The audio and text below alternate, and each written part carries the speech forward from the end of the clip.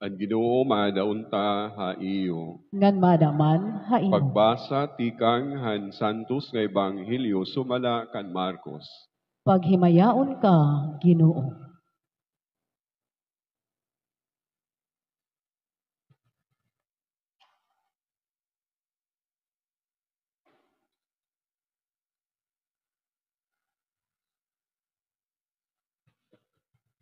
Inuli Jesus ngan ginalirungan naliwatiya hindamo nga mga tao nga waray na nga ni iya nganan iya mga tinunan panahon hin pagkaon.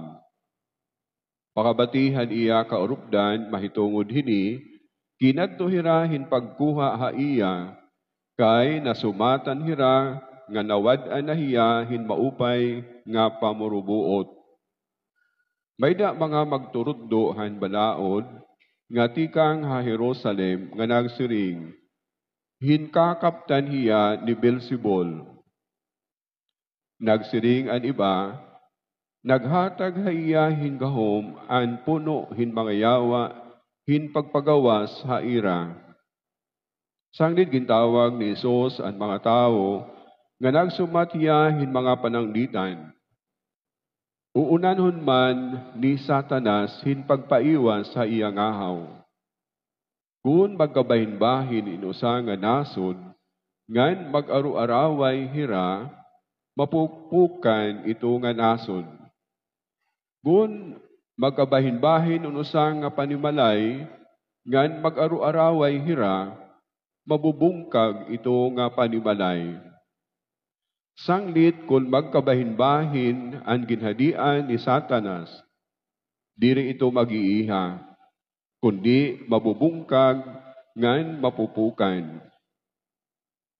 Waray makakasulod, hinbalay, hinkusgan nga tao, hinpangawat, kun diri anay niya gapuson ang kusgan nga tao. Kung magapos na niya, amo na, an pakapangawat niya. Tigam ni ininiyo, mapapasaylo ang mga tao, han ira mga sada, ngan han magraot nga ira mga ginyakan. Kundi diri mapapasaylo ang tao, nga magpasipara hin pagyakan, supak han Espiritu Santo. Ginyakan ini ni Jesus, kay mayda nasiring, nga mayda hiya maraot nga espiritu. Inabot ang iroy ni Jesus nga nan iya kabugtuan.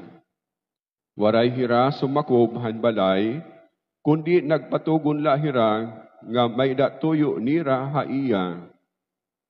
Nabubot nga Jesus hin mga nagkakalingkod nga mga tao, nga nagsiring hira ha iya, aadto hagawas, an iroy ngan kabugtuan mo, may datuyo ha imo.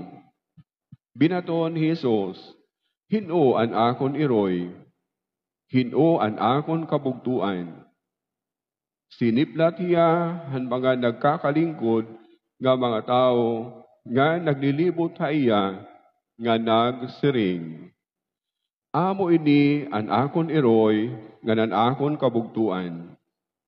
Akon kabugtuan, ngan akon iroy, an bisanin o nga nagtutuman, han igin papabuhat, ha iya han Diyos. Mga kabugtuan, ang Ebanghelyo han Ginoo. Pagdayawan ka, Kristo.